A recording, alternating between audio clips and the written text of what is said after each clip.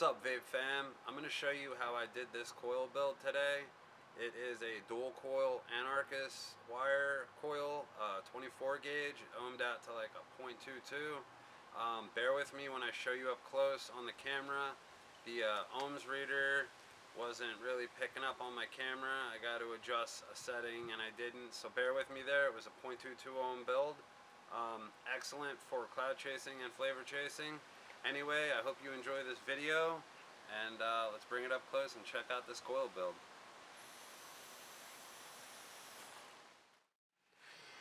Okay, so I have here Anarchist wire. This is the 24 gauge of Anarchist wire, and when you buy it and take it out, this is what it usually looks like. I've been using it for a while, so there's a lot less here, but you get 15 feet of it.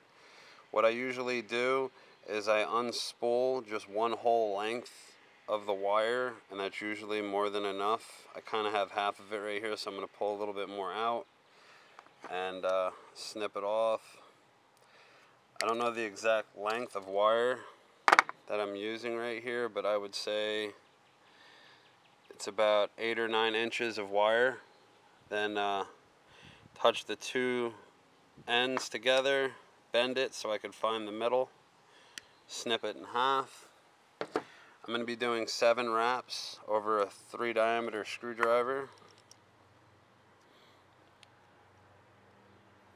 Put a little bit of it on the end of the screwdriver to help you hold it while you wrap.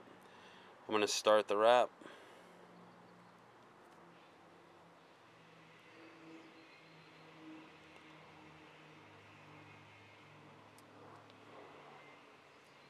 Seven. Take needle nose pliers, pull on the lead a little bit, and let the longer end of the wire kind of run itself around the screwdriver a little bit, so I have a longer end on this side because I didn't leave myself enough room. Then I turn around the coil after I've wrapped it to pull. You see that little piece of the coil not tight. You just take some needle nose or pliers and you pull it back towards you and down, and it straightens it out. We can always go back and fix that up some more. But there is 7 wrap coil with Anarchist wire over a 3 diameter screwdriver. Now I'm going to pause it, do the second coil, and we'll get to putting it in the deck. Okay, this is my second coil. I still have to fix them up, so bear with me. Alright, so I have the 2 coils done. This is kind of what it should look like. Now I'm going to go ahead and torch them up. Okay, once you've burned off all the excess chemicals and you feel that your coil looks nice and tight, switch to the second one. As far as a torch, I've been using this pretty much since I started rebuilding, and I bought it at a convenience store, and it has a little nipple in the bottom where you can refill it with butane. It only went for like $3-4 at the convenience store, and it works just fine for all the builds that I need. Okay, make sure you torch your leads, because that'll be something that you'd have a lot harder of a time burning off once you have it in. It's just easier at this point.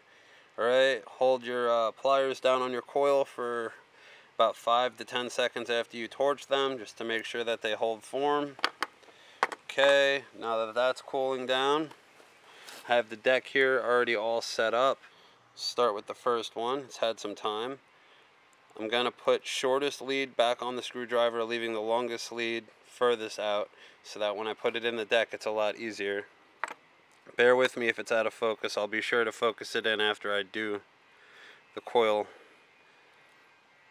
Okay, get it in and position it over the holes in the bottom of the deck where you'd like it to be. What I like to do is I fold the positive lead up to hold it in place. Take the screwdriver out, give it a quick glance, making sure that your coil isn't coming out past the outer rim of your deck so that you don't hit your top cap and ground out, and make sure nothing's touching. It's looking okay. We'll go to the second coil. Usually I try to keep the positive lead longer than the negative, but in this case they're pretty much the same size, but it doesn't really make a huge difference. I also try to do is bend the positive lead going in first up a little bit, give it a little bit of a curl, as you could see. So when I put it in the positive post hole, it will go over the top of the first coil, because if it goes underneath, you'll just have a hell of a time getting that lead snipped. Bent that positive lead, it'll hook up right over the top of the first coil, if you can see that. See? Alright, now I'm going to position it where I want it. Make sure that it's in far enough. And I'm going to bend the positive lead up. Take the screwdriver out. Give it a once over. I'll bring this in focus so you can see it a little better. Alright, now you can see what I have so far. I have two 7 wrap over 3 diameter screwdriver coils. And it looks good so far. Alright, now I have the coils in. I'm going to go ahead and tighten these leads up, and then I can go back and fix everything up and make it tighter.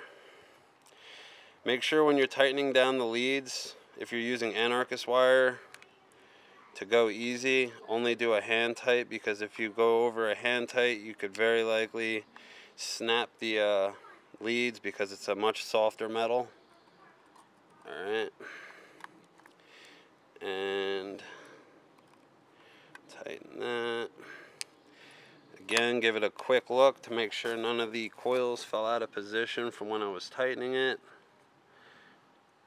Looks good to me. And I'm going to go ahead and bend all the leads up and snip off the excess. Make sure you always face away when you're snipping the leads so you don't have anything fly back in your face. Okay. Okay. And what I do with the positive leads, if you can't get in there, if you're using like regular wire snips like I do, all you do is cut them at the top of the screw. That'll be just enough. And you want to make sure you don't have any fraying off where it'll catch your wick when you're pulling it through. So I just snip at the top of the screw. As long as they're not hitting the coil or the negative post, you're perfectly fine. And there we go. Alright, now let's check the ohms real quick, see what we've got. Mind you, I still have to go and... Alright, you're not going to be able to see that on my camera. But it's a 0.22. I'm not too sure if you can see that or not. But it's a 0.22, so now I'm going to go ahead and skip through this process and throw it on my mechanical mod, and we will pre-fire heat it and fix it up. Okay, so I have the RDA sitting on my Ragnarok, and I'm going to start pre-firing and fixing these coils. Make sure you pulse like so. You don't want to go too crazy holding it until you get the coils set up. It's just not safe. So we're going to pulse. And you also got to be careful if you're using Anarchist wire again, because it likes to hot spot. But once you get those hot spots out, it's an awesome wire. Alright. Pulse, pulse, pulse, pulse. And you can also straighten your coils out a little bit when you're clamping them. Like you can shift them left or right and really straighten them out how you want them. Throw the screwdriver back in there and just make sure that they're level. Another thing that you can do if you want, with the Mutation, you don't have to so much, but you can make sure your coils are facing straight in front of your airflow so that your coils are being hit dead on. If you have your coil a little high or a little low, your air hole on your top cap won't work as efficiently, or effectively, I'm sorry. So make sure your coils are right in front of your airflow so that way you get optimum performance out of whatever RDA it is you're using. Alright, so these coils look level and good, so now I'm going to just go ahead and heat it some more. Make sure that they're heating evenly.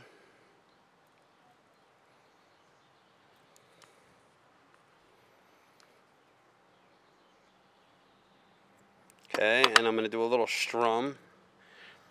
What they believe, a lot of people say that this does, and I believe it does too, is when you strum it, it'll shake the individual coils in between your coil and get them to sit side by side more evenly, helping with a more even heat. Okay, make sure that everything is tight. Go over everything one more time. Just hand tight. Don't want to go too crazy. Okay, this one was a little loose. Sometimes screws will back out on you, especially with these Phillips heads. Heat it some more. Alright, it's looking good. Add a clamp.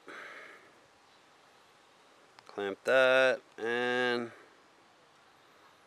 I think we're about there. Alright. We're looking good. Alright. Now, I'm going to wick her up. So today I'm going to be using a regular organic cotton ball. You can get them at any pharmacy or food store. Here's a little trick to opening up one of these cotton balls. You can push down in the middle of the cotton ball and then follow it and find where it unspools. And then just kind of follow it with your finger. Wow, this is a messy cotton ball, but we're going to make it work. Well, I'll pull it apart because I don't need all of it. I only need a little bit to work with. I'm going to go ahead and pet it a little bit, get those imperfections out as much as possible. Clean off the sides. Okay. Kind of have a decent piece of cotton there now. Now I'm just going to flip it over, pet it some more. Any imperfections whatsoever. Okay. That looks pretty good. And I'm just going to rip off some.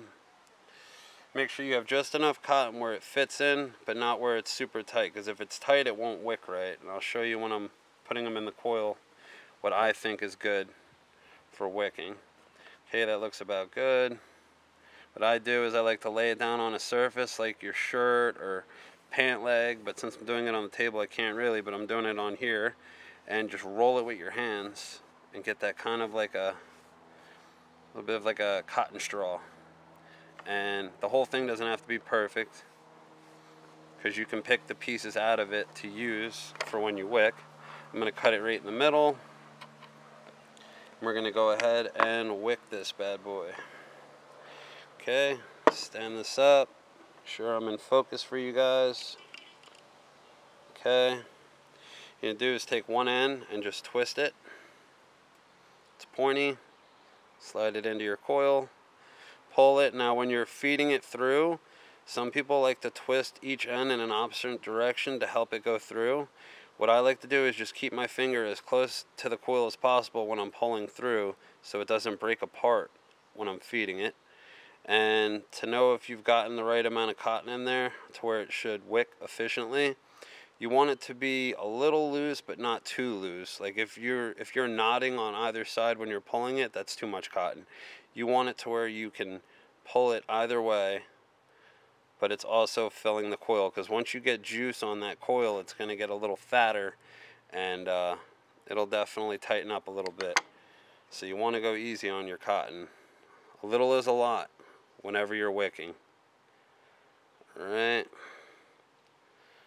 Pull it through. And as far as how much cotton to use, I usually use the base of the mod that I'm using. In this case, the Copper Ragnarok. I just use the base of it and cut the ends off of the cotton. I'll be using a 1.4 millimeter flathead screwdriver to tuck the cotton in. A trick to tucking cotton in after it's been wicked through the coil is all I do is I fold the ends of the cotton in front of the coil, and then I push them all the way to the positive post, and then kick out the end of it to the inner part of the juice well, and it seems to work very well for me. Push it all the way in, then after you push it in, pull it out a little bit, make sure it's in the well and not covering those bottom holes, even though I'm not going to use them. Alright, fold this in, tuck it to the positive, pull it out. Okay, one more, tuck it in, push it to the back, and pull it out. Okay, now we're going to juice her up. Today I'm going to be using Illuminati's Money. I love this juice, it's great. I'm a big fan of creamy custards, and this one definitely does the job. Alright, when I'm juicing a freshly wicked build, what I like to do is drip around the middle of each of the coils on the inside and kind of let it wick itself up, and then slowly start to drip out towards the outer edge of your build. What I like to do after you've dripped into the middle of your RDA is let it sit for a moment, make sure it's absorbed in, then take your mod and you can lay your RD on its side, hold it on its side, and you can just twist it slowly. And now make sure you wait a moment between dripping to make sure it soaks in so it doesn't fall off and drip all over. After about a moment or so, it should just soak right in. Then you can turn your mod and drip on your other coil. Make sure you get the whole wick wet. Okay, once you have the whole wick wet, what I like to do is give it a couple of pre-fires just to get it wicking. Fire it just like you would when you're pre-firing the coil, but now it's wicked. Now after you see that it's wicking nice and well, give it one more little drip in the middle, because that's where I like to drip. The juice always finds its way. Okay, now let's take it up to face time, vape on it, and close it up.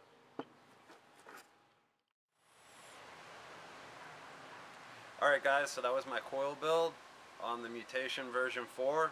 I really hope you enjoyed it. Those of you that just subscribed recently, you guys are awesome. I appreciate the support you guys are showing me on Instagram and Twitter and whatnot.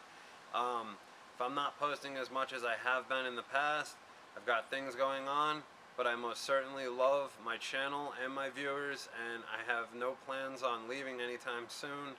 I actually plan on improving every aspect of my channel, so bear with me. In the works of moving, I said this in previous videos, but within the next few weeks or so, I'm going to have a whole new place, a whole new environment. Things are going to be better.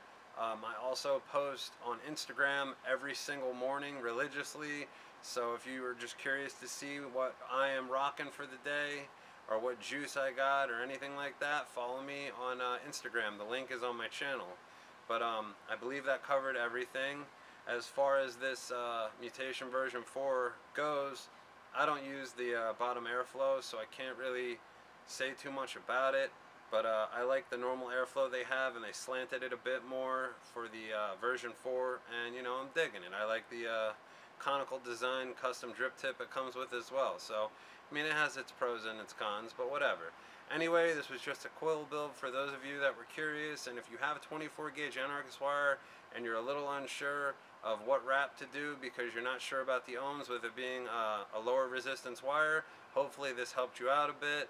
Anyway, this is Vape and Monkey, and like always, keep your cotton wet, and I'll see you guys later.